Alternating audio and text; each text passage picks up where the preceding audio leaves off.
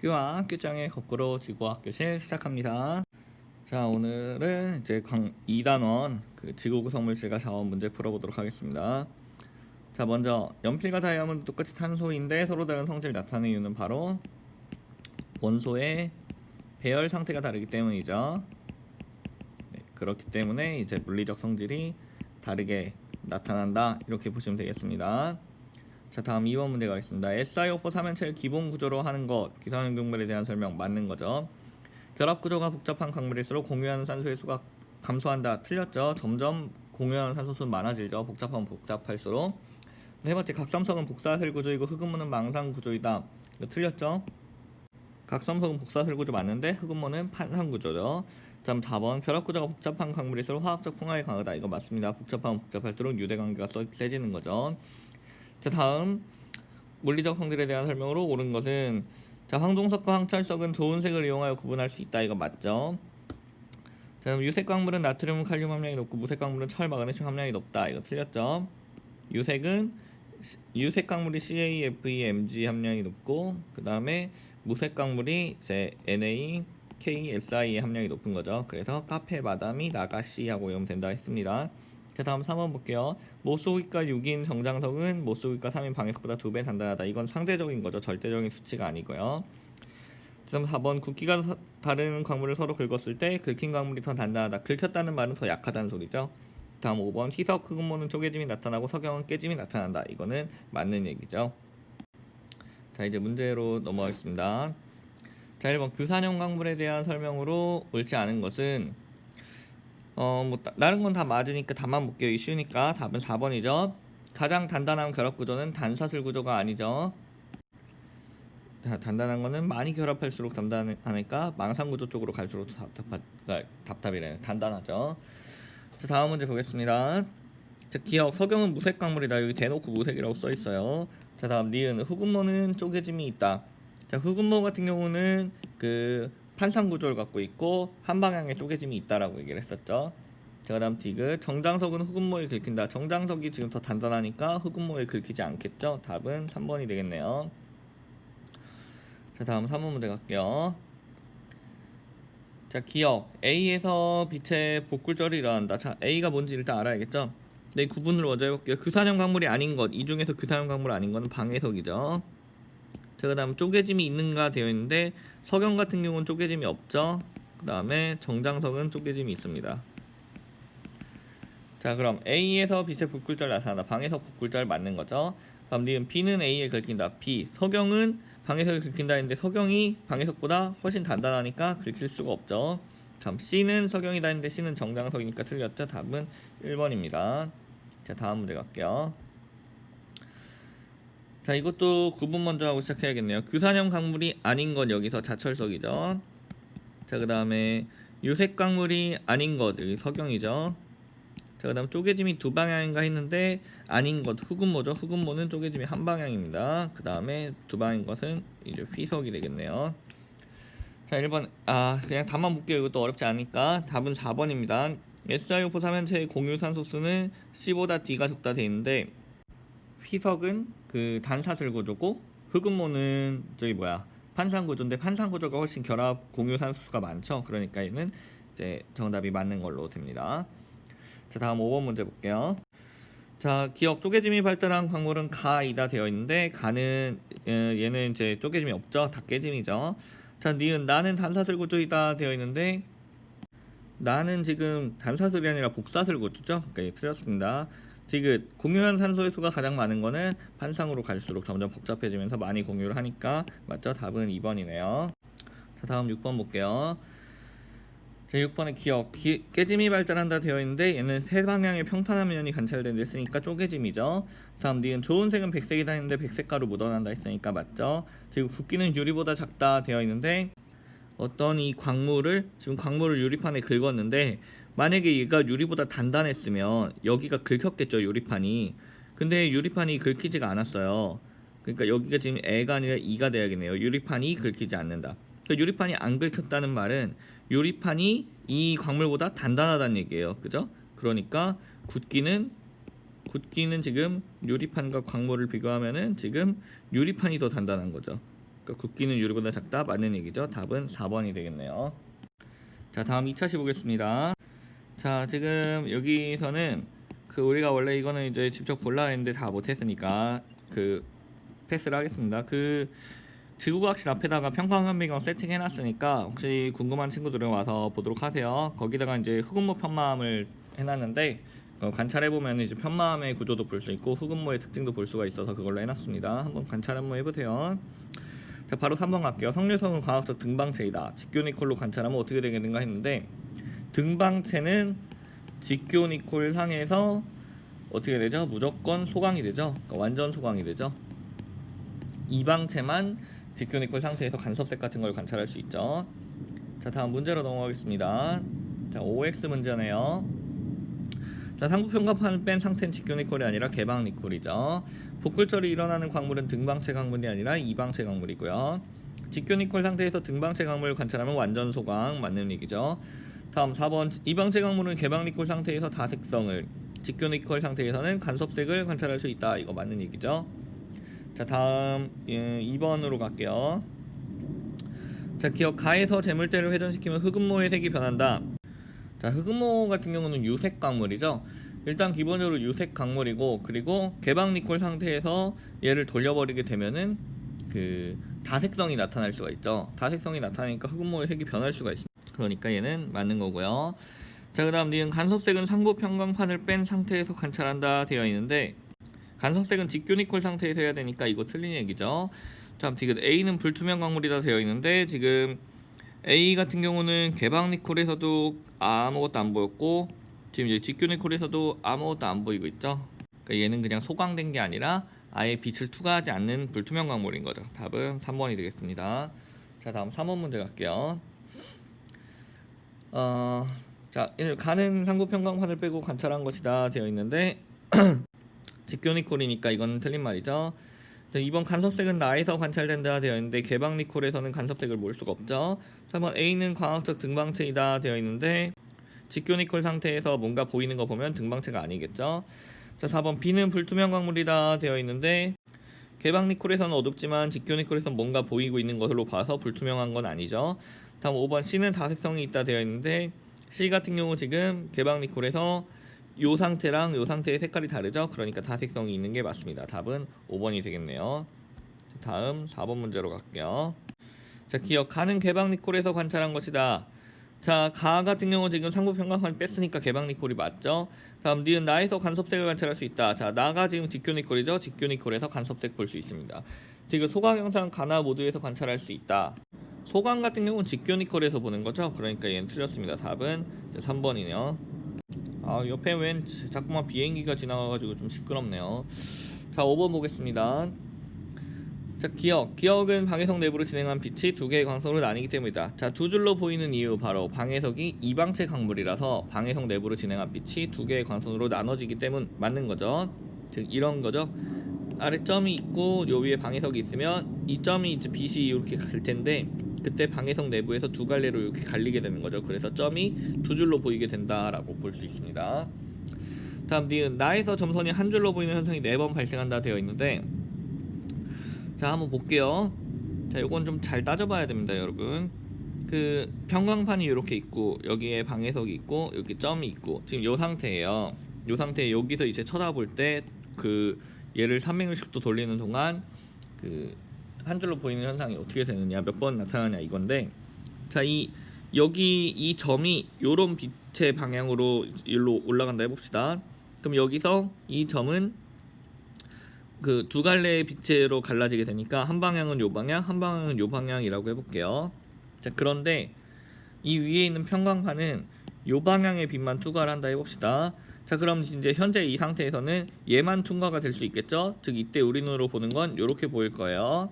근데 그 다음에 얘를 360도 돌리면 90도 돌리면 요렇게 되겠죠? 얘를 90도 돌리면, 자, 그럼 이때는 요 두 빛 중에서 이 빛만 투과가 되겠죠? 그러니까 이때는 눈으로 봤을 때 이렇게 보일 겁니다. 그러고 나서 다시 90도를 또 돌리면 다시 요 상태가 되겠죠? 요 상태가 되면 또 다시 이 빛만 통과를 하죠? 그러니까 요 빛을 통과를 해요. 그 다음 또 다시 90도를 돌리면 다시 일로 돌아오죠? 그럼 이번에 또 이 빛만 통과를 하죠?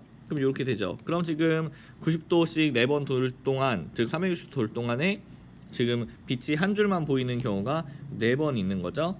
그러니까 얘는 맞습니다. 자, 니은은 맞고요. 다음 디귿 다에서 점선이 보이지 않는 현상이 발생한다 되어 있는데, 다 같은 경우는 지금 개방니콜하고 똑같은 상태예요. 아래 평광판이 있고 점 그 물체가 있고 위에 방해석이 있고, 그죠? 그 얘는 지금 위에를 막은 위에 평광판이 없으니까 이건 직교니콜이 아니잖아요. 개방니콜 상태니까 점선이 보이지 않는 현상인 소광이 발생할 수가 없죠. 답은 3번이 되겠습니다. 자, 다음 3차시 보겠습니다. 자연광물이 마그마가 냉각되는 초기에 주로 생성되는 까닭이 무엇일까? 자, 마그마가 냉각되는 초창기에는 그러니까 마그마가 생성돼서 정출될 때, 초창기에 정출될 때는 광물이 주변에 방해를 받지 않죠. 아무것도 없으니까, 주변 방해가 없으니까 자기 자신의 온전한 모습을 만들 수 있다라는 거죠. 자, 다음 요거 볼게요.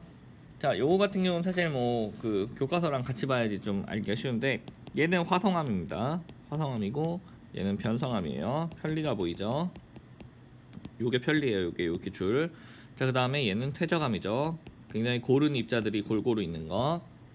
자, 그래서 이유를 보면은 화성암 같은 경우에는 이거 큰 것, 작은 것 이렇게 보면은 이거 반상 조직이죠. 반상 조직이 보이고, 변성암 줄무늬가 보이니까, 즉 염리가 보인다. 여기서 염리는 좀 두꺼운 편인 편마 구조가 되겠습니다.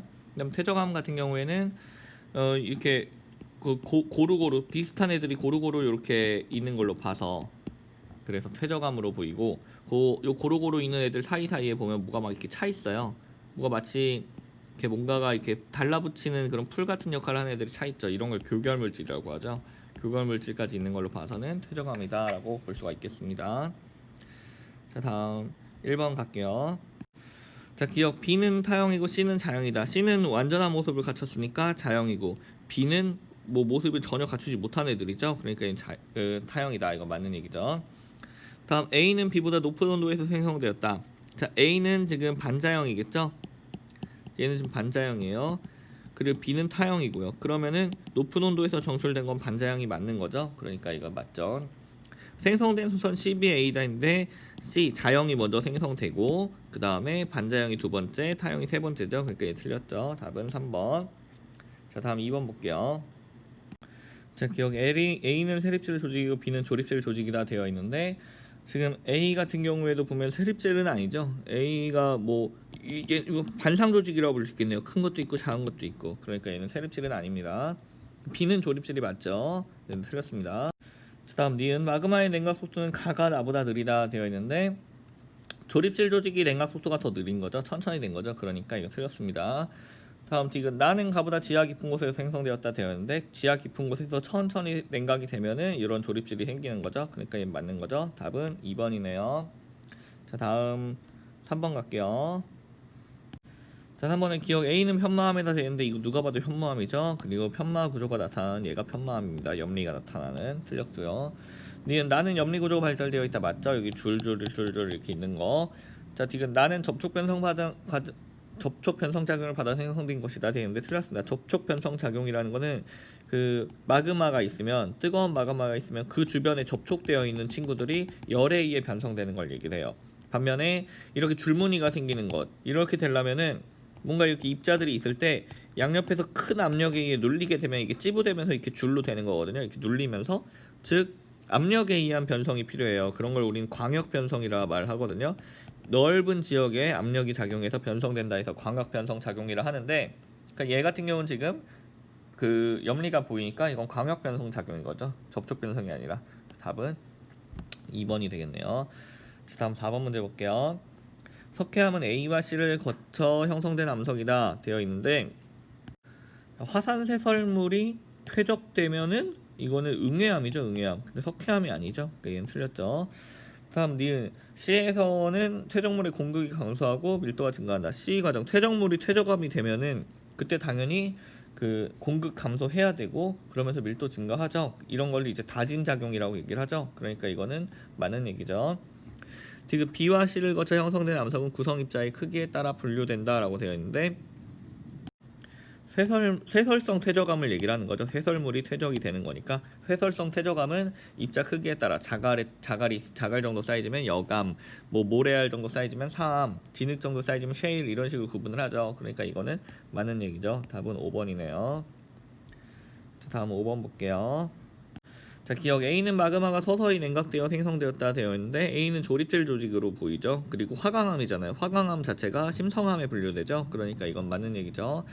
다음 B는 입상 변정질 조직을 보인다 되어 있는데 B는 보면 지금 입상 변정질 조직이 아니라 그 편마 구조를 보이고 있어요. 그러니까 얘는 틀렸죠. 다음 디귿 두 암석의 구성 광물은 유사하다 되어 있는데 뭐 석영, 사장석, 흑운모, 정장석 다 비슷하죠. 그죠? 그러니까 이건 맞는 얘기죠. 답은 3번입니다. 자, 다음 6번 볼게요. 기억 A는 편함이다. 일단 구분해 볼게요. 편리가 있는가? 편리가 있다. 그러면 편함이죠. 자, 묽은 염산과 반응하는 것, 이것은 석회암이죠. 그리고 반응하지 않는 건 화강암입니다. 자, A는 편함이다. 맞죠? 그럼 니은 B는 접촉 변성 작용을 받으면 A가 된다 되어 있는데 석회암이 접촉 변성 작용을 받으면 편함이 되는 건 아닙니다. 석회암은 접촉 변성 작용을 받으면 대리암이 돼요. 얘가 대리암으로 변하는 겁니다. 그 다음 디귿 C의 주요 구성 광물은 방해석이다 되어 있는데 화강암의 주요 구성 광물은 규산형 광물이죠. 그러니까 얘는 틀렸습니다. 답은 1번이 되겠네요. 방해석이 주 성분인 거는 그 석회암이죠. 석회암. 그 방해석은 석회암을 이루고 석회암은 변성되면 대리암이 되고 이렇게 요런 과정입니다. 자, 이제 그 4에서 6차시 광상 파트랑 자원 파트 보겠습니다. 문제가 매우 많네요. 자, 여기 또 답 위주로만 볼게요. 어려운 부분은 아니니까. 자, 여기 기억 A는 화성광상이다 되는데 일단 구분할게요. 마그마에서 정출된 거 화성광상이죠. 풍화퇴적 증발에 의한 거 퇴적광상이죠. 그럼 얘는 변성광상이겠네요. 그러면 A는 화성광상이다. 맞죠? 얘는 고령토는 B에서 얻을 수 있다 되어 있는데 퇴적에서 고령토 나오는 거 맞죠? C의 비금속 광물 자원 대부분 재련을 거쳐 사용한다 되어 있는데 비금속 광물 자원은 재련을 거칠 필요가 없죠. 답은 4번이 되겠네요. 자, 다음 2번 문제 볼게요. 자, A는 변성광상이 될 테고요. B는 그럼 퇴적광상이 되겠죠. 자, 기억 A는 지구 내부 에너지에 의해 생성된다. 자, 요 말은 맞는 얘기죠. 그죠? 지구 내부 에너지에 의해서 변성작용이 발생을 하는 거죠. 자, 니은 마그마의 냉각은 기억에 해당한다. 마그마가 냉각되면 화성광상 생기는 거니까 맞는 얘기죠. 지금 비금속 광물 자원 모두 B에서 산출된다 되어 있는데 다른 데서도 비금속 광물 자원 산출이 되죠. 답은 3번입니다. 자, 보통 우리 문제 나올 때 뭐 여기서만 된다 이런 식으로 되면 보통 틀린 게 맞죠. 자, 이거 옳은 것만 볼게요. 3번 고령토와 보크사이트는 풍화잔류 광상에서 산출된다. 이거 맞는 얘기입니다. 답은 3번이에요. 왜냐하면은 고령토랑 보크사이트 모두 그 퇴적광상이잖아요. 근데 풍화잔류 광상 자체가 퇴적광상의 일종입니다. 풍화라는 것 자체가 퇴적될 때 많이 생긴 얘기잖아요. 그렇게 아시면 되겠습니다. 우리는 자세히 배우진 않았어요. 문제 풀면서 여러분들이 그냥 스스로 알아내면 될 정도의 내용이라서 굳이 이렇게 광상의 종류를 다 하진 않았습니다. 자, 4번 광물 자원의 종류와 특징을 연결해서 옳지 않은 거 답은 3번입니다. 구리. 왜냐하면은 구리는 탄소랑 합금을 하지 않아요. 보통 탄소랑 같이 합금하는 거는 철을 많이 하고 구리 같은 경우에는 주로 이제 아연이라든지 주석 그리고 또는 뭐 알루미늄 이런 것들하고 같이 합금을 하는 경우가 많습니다. 그래서 틀렸어요. 사실 뭐 배운 내용은 아니긴 한데 여러분들 나중에 상식적으로 알고 있으면 좋을 것 같습니다. 자, 다음 5번 볼게요. 좀 빨리 진행할게요. 자, 기억 광물 자원의 공급에 비해 소요가 크게 증가한다. 이거 사실이죠. 그죠? 자, 니은 광물 자원은 지역에 따라 편중되어 분포해서 공급이 불안정해지기 쉽다. 사실입니다. 어디 특정 지역에만 막 몰려 있어요. 지금 자원 생산국들이 광물 자원의 수출을 규제하는 추세이다. 그러고 있죠. 자원이 너무 부족해서. 그래서 5번입니다. 그래서 우리도 광물 자원 확보를 위해서 노력해야 됩니다. 자, 다음 문제 볼게요. 답은 2번입니다. 시멘트의 주된 원료는 가에 있다 되어 있습니다. 시멘트의 주된 원료가 바로 석회석이죠. 자, 넘어갈게요. 자, 7번 보겠습니다. 요즘에 많이 강조되고 있는 추세죠. 요 가스 하이드레이트에 대한 얘기. 가스 수화물이에요. 가스 수화물 똑같은 말입니다. 자, 옳은 것만 보겠습니다. 답은 5번이에요. 이 자원을 이용하면 온실기체가 배출된다. 자, 메테인 자체도 온실기체고 물도 온실기체인데 이 둘이서 이제 결합이 되면서 이산화탄소가 발생을 합니다. 자, 다음 8번 갈게요. 자, 우리나라의 동해안에 풍부하게 분포한다. 자, 망가니즈 같은 경우는 우리나라 동해안이 아니죠. 가스 수화물, 얘가 지금 가스 수화물이고 얘는 지금 망가니즈 단계인데 얘 같은 경우에는 약간 그 심해저 정도로 가야 돼요, 깊이가. 그래서 그 동태평양 쪽에서 많이 발견이 되고 있죠.